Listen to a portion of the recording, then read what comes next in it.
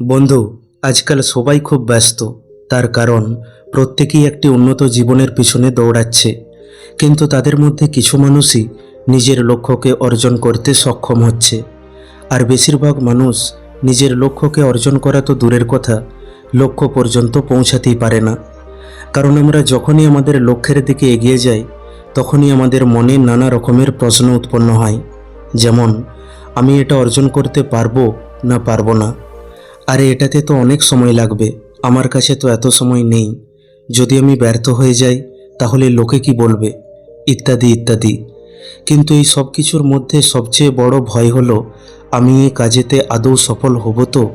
তাহলে চলুন আজকে একটি কাহিনীর মাধ্যমে জেনে নিই নিজের লক্ষ্যকে কি করে অর্জন করা যায়, কি করে ব্যর্থ হওয়ার ভয়কে দূর করা যায়। সাথে সাথে আমরা এটাও জানব যে আমাদের মনে ব্যর্থ হওয়ার ভয় কেন উৎপন্ন হয়, এর কারণ কি। তাই ভিডিওটি অবশ্যই শেষ পর্যন্ত দেখুন। অনেক দিন আগেকার কথা, এক বৌদ্ধ সন্ন্যাসী একটি জঙ্গলের কাছে কুটির বানিয়ে বসবাস করতেন। ওই বৌদ্ধ সন্ন্যাসী খুবই বুদ্ধিমান ছিলেন। যে কোনো মানুষ তার কাছে কোনো সমস্যা নিয়ে পৌঁছালে তিনি খুবই বুদ্ধিমত্তার সাথে সেই সমস্যার সমাধান করে দিতেন। একদিন ওই বৌদ্ধ সন্ন্যাসী পাশের গ্রামে ভিক্ষা করতে গিয়েছিলেন। যখন তিনি ভিক্ষা করে ফিরছিলেন, তখন এক যুবক তাকে রাস্তার মধ্যে থামিয়ে বলে, শুনেছি আপনি নাকি যে কোনো সমস্যার সমাধান করে দেন, কিন্তু আপনি কি পারবেন আমার একটি জটিল সমস্যার সমাধান করতে? মানুষের মুখে আমি আপনার বুদ্ধিমত্তার অনেক ঘটনা শুনেছি, তাই আমি আপনার কাছে জানতে চাই, কোনো কাজেতে অসফল বা ব্যর্থ হওয়ার ভয় কেন সৃষ্টি হয়, আর কি করে ব্যর্থতার ভয়কে কাটিয়ে নিজের লক্ষ্যকে জয় করা যায়। যুবকটির এই কথা শুনে বৌদ্ধ সন্ন্যাসী মৃদু হেসে বলেন, আমি তোমার এই প্রশ্নের অবশ্যই উত্তর দেব, কিন্তু তার আগে তোমাকে আমার কুটির পর্যন্ত যেতে হবে। সেই যুবক ওই বৌদ্ধ সন্ন্যাসীর বুদ্ধিমত্তা যাচাই করতে চাইছিল, তাই সে সন্ন্যাসীর কুটির পর্যন্ত যেতে রাজি হয়ে গেল। বৌদ্ধ সন্ন্যাসী সেই যুবককে নিজের কুটিরে নিয়ে গেলেন, কিন্তু ততক্ষণে সন্ধে নেমে এসেছিল, তাই তারা খাবার খেয়ে ঘুমিয়ে পড়লেন। পরের দিন সকালে সেই বৌদ্ধ সন্ন্যাসী যুবককে বললেন, চলো আজ আমি তোমাকে জঙ্গলে বেড়াতে নিয়ে যাব। তারপর তারা দুজনে জঙ্গলের উদ্দেশ্যে বেরিয়ে পড়লেন। কিছুক্ষণ পর বৌদ্ধ সন্ন্যাসী ওই যুবককে একটি গুহা দেখিয়ে বললেন, চলো ওই গুহার ভিতরে ঘুরে আসি। সেই যুবকটি বলে, আমিও কোনোদিন এরকম গুহা দেখিনি, চলুন এই সুবাদে আমারও গুহা দেখার ইচ্ছাটা পূরণ হয়ে যাবে। এই বলে তারা দুজনে গুহার ভিতরে চলে গেলেন। গুহার ভিতরটা খুব অন্ধকার ছিল, তাই একে অপরকে দেখা যাচ্ছিল না। কিছুক্ষণ পর বৌদ্ধ সন্ন্যাসী চুপি চুপি গুহার বাইরে বেরিয়ে এলেন, আর বাইরে থেকে গুহার প্রবেশদ্বারটিকে বন্ধ করে দিলেন। গুহার ভিতর থেকে সেই যুবক জোরে জোরে সন্ন্যাসীকে ডাকতে লাগলো, হে মুনিবর, আপনি কোথায়? আমি আপনাকে দেখতে পাচ্ছি না, উত্তর দিন মুনিবর, আপনি কিছু বলছেন না কেন? কিন্তু বৌদ্ধ সন্ন্যাসী চুপচাপ রইলেন, কোনো উত্তর দিলেন না। এবার ওই যুবকটি ভয় পেয়ে গেল, আর ভয়ে ঘাবড়ে গিয়ে গুহার প্রবেশদ্বারের দিকে দৌড়াতে লাগলো। সে গুহার প্রবেশদ্বারের কাছে পৌঁছে দেখল, এ কি, প্রবেশদ্বার কেউ বাইরে থেকে বন্ধ করে দিয়েছে। এরপর সে চিন্তা করতে লাগলো, এবার আমি গুহার বাইরে বেরোবো কিভাবে। তারপর সেই যুবক গুহার ভিতরে ভয়ে ভয়ে চিন্তা করতে লাগলো যে ওই সন্ন্যাসী আমাকে হত্যার পরিকল্পনা করেনি তো। তারপর সেই যুবকটি পাগলের মতো গুহার ভিতরে এদিক ওদিক দৌড়াতে লাগলো, আর গুহার বাইরে বেরোনোর রাস্তা খুঁজতে লাগলো। সে অনেকক্ষণ চেষ্টা করেও কোনো রাস্তা খুঁজে পেল না। এদিকে তার গলা পিপাসায় শুকিয়ে আসছে, খিদেও পেয়েছে, তাই সে শান্ত হয়ে এক জায়গায় বসে পড়ল। তখনই সে একটি সুড়ঙ্গের মধ্যে দিয়ে আসা সূর্যের কিরণ দেখতে পেল। কিন্তু ওই সুড়ঙ্গ পর্যন্ত পৌঁছানো খুব একটা সহজ ছিল না, কারণ সুড়ঙ্গের চারপাশটা গভীর অন্ধকারে আচ্ছন্ন ছিল। তাছাড়া সুড়ঙ্গটা খুব উঁচুতে ছিল, কিন্তু তবুও সে তার সমস্ত খিদে পিপাসা ভুলে সেই গুহা থেকে বেরোনোর চেষ্টা করতে লাগলো। অনেক পরিশ্রম ও চেষ্টা করার পর সেই যুবকটি ওই সুড়ঙ্গ পর্যন্ত পৌঁছালো। সে কষ্ট করে ওপরে উঠতে লাগলো।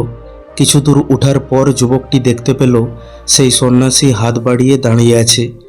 যুবকটি তাড়াতাড়ি করে সন্ন্যাসীর হাত ধরে গুহার বাইরে বেরিয়ে এলো। বাইরে এসেই যুবকটি খুব রাগের সাথে বৌদ্ধ সন্ন্যাসীকে বলল, আপনি আমাকে একা এই গুহার ভিতরে রেখে চলে এলেন কেন? জানেন আমি কত ভয় পেয়ে গিয়েছিলাম। পিপাসায় আমার গলা শুকিয়ে আসছিল। বৌদ্ধ সন্ন্যাসী যুবকটিকে জল দিলেন আর বললেন, এবার আমি যা বলছি মন দিয়ে শোনো। তুমি দুটো কারণের জন্য এই গুহার বাইরে বেরিয়ে এসেছো। প্রথমত, তোমার খুব পিপাসা ও খিদে পেয়েছে, আর দ্বিতীয়ত, গুহার ভেতরে তোমার দম বন্ধ হয়ে আসছিল, কারণ পরিবার, বন্ধুবান্ধব এদের সাথে থাকা তোমার অভ্যাস হয়ে গিয়েছে, যেই কারণে তুমি বাইরে বেরিয়ে এসেছো। এবার বলি, যেই কারণে তুমি গুহার বাইরে বেরিয়ে আসতে পেরেছো তারও দুটো কারণ রয়েছে। প্রথমত, গুহার মধ্যে তোমাকে এটা বলার জন্য কেউ ছিল না যে অন্ধকারে এত উঁচুতে থাকা সুড়ঙ্গ পর্যন্ত পৌঁছানো খুব কঠিন। দ্বিতীয়ত, এটা বলার জন্য কেউ ছিল না যে চলো অন্য রাস্তা খুঁজি, হয়তো আরও সহজ রাস্তা পেয়ে যাব। সফল হওয়ার নিয়মও কিছুটা এরকম। আমি তোমাকে একটা ছোট্ট উদাহরণ তৈরি করে দেখালাম মাত্র, কিন্তু বাস্তবের রাস্তা আরও কঠিন, কারণ সেখানে আমাদের চারপাশে এমন অনেক মানুষ আছে যারা আমাদেরকে বলে, না না, এটা খুব কঠিন কাজ, এটা তুই করতে পারবি না, তার চেয়ে বরং এটা কর, খুব সহজে সফল হয়ে যাবি। এরকম নানান কথা বলে আমাদের মনোবলকে দুর্বল করে দেয়, আর আমরা নিজের উপরই সন্দেহ করতে শুরু করি।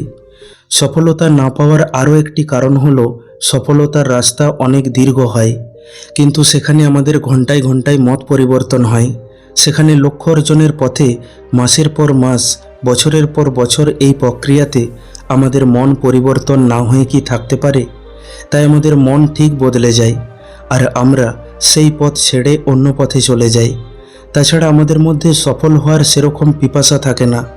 গৌতম বুদ্ধ প্রায়শই তার শিষ্যদের বলতেন যে আমরা তখনই সমস্যা দেখতে পাই যখন আমাদের ধ্যান লক্ষ্যের ওপর থাকে না। এই কথাটা চিরন্তন সত্য।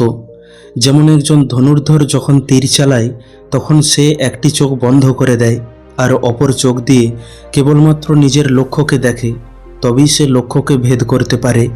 ঠিক সেরকম আমাদের মধ্যে ব্যর্থতার ভয় তখনই আসে যখন আমাদের ধ্যান সম্পূর্ণরূপে লক্ষ্যের ওপর থাকে না, বরং আমরা আমাদের ধ্যান সফলতার রাস্তায় আসা বাধা ও সমস্যার উপর দিয়ে থাকি।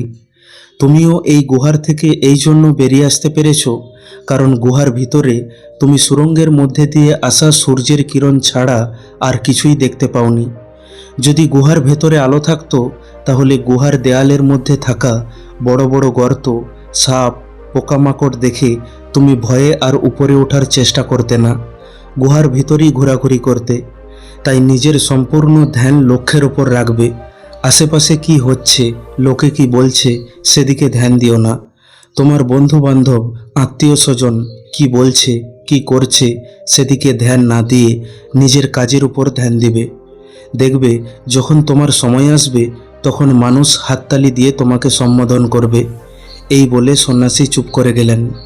তারপর সেই যুবকটি বলে, হে মুনিবর, আপনি তো আজ আমার চোখ খুলে দিলেন। আপনি সত্যিই খুব জ্ঞানী ও বুদ্ধিমান, তাই লোকেরা আপনার কাছে তাদের সমস্যা নিয়ে দৌড়ে আসে। আমি আপনাকে কথা দিলাম যে আজ থেকে আমার মনে কোনোদিন ব্যর্থতার ভয় উৎপন্ন হবে না, আর আমি আমার সম্পূর্ণ ধ্যান নিজের লক্ষ্যের ওপর দেব এবং খুব তাড়াতাড়ি একজন সফল ব্যক্তি হয়ে দেখাবো। এই বলে সেই যুবকটি পুনরায় নিজের বাড়ি ফিরে গেল। বন্ধু, আশা করি ভিডিওটি থেকে আপনি কিছু শিখতে পারলেন। ভিডিওটি কেমন লাগলো কমেন্ট করে অবশ্যই জানান।